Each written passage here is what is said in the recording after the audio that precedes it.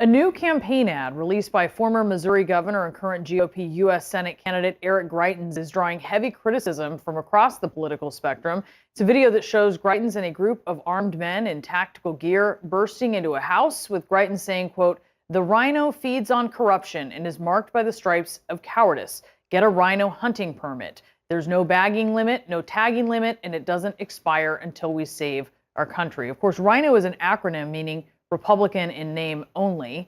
The video has been removed by Facebook for violating its violence policies. It's been flagged by Twitter for abusive behavior. A campaign ad encouraging violence was so bad, it was taken down by Facebook and flagged by Twitter.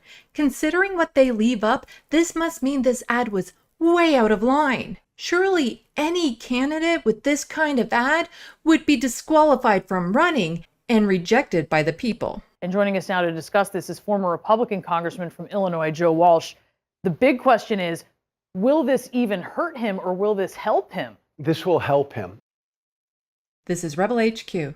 I'm Sandee Lovas. When there's no accountability, there's no progress. It feels like people, especially high-profile white men, can pretty much do anything they want and face no significant consequences. Without enforcement of laws designed to protect people, we're heading for disaster. I say protect people because often laws are abused when it comes to protecting property. It's human nature to test boundaries. We're seeing in real time what happens when lines are crossed and nothing is done. There's no way Eric Greitens should be allowed to run for office, let alone stand a good chance of winning. This is one data point when you're talking about Eric Greitens, right? He ran for governor. He won Missouri after switching basically from being a Democrat to a Republican. He was ousted amid allegations of sexual and physical assault, both by his hairdresser. His ex-wife alleges he physically abused their children.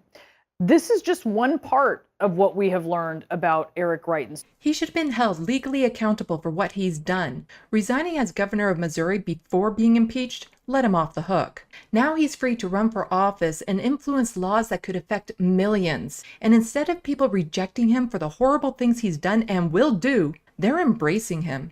Eric is only one example of how immense this problem has become. People, again mostly men, are not being held accountable for sexual harassment and assault, threatening to murder LGBTQ+ folks, threatening to murder politicians, driving through crowds of people, cops murdering people, cops not doing anything while children are being murdered, crossing state lines with an AR-15, killing 2 people and severely injuring another, rich people hiding their wealth, rich people stealing money, bribing politicians, impeachment, being Donald Trump, participating in an attempted insurrection, war crimes, just to name a few. When people aren't held accountable and are often celebrated for doing horrible things, others are emboldened to go further.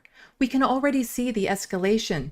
Calls to kill politicians have been acted on. Gabby Giffords was nearly killed in a targeted attack from a gunman. 6 people were killed, including a 9-year-old child, and more than a dozen others were injured. In another targeted attack, Steve Scalise was almost killed. The only death was that of the perpetrator. 6 people were injured. 16 mail bombs were sent to CNN, politicians, and other prominent critics of Donald Trump. Thankfully, no one was injured or killed. With all that has come out during the January 6th hearing, does any rational person doubt that if the insurrection mob caught up with any politician, they would have been murdered? If we don't start holding people accountable, things are only going to get worse. I worry the more prominent people aren't being held accountable for their crimes because there's a fear of backlash from their followers. No democracy can function under these conditions. There is a line, but it was crossed a long time ago. For more of my stuff, look for me on social media's left of the box. Don't forget to hit buttons and leave comments. Thanks for watching, and until next time, get informed, get involved.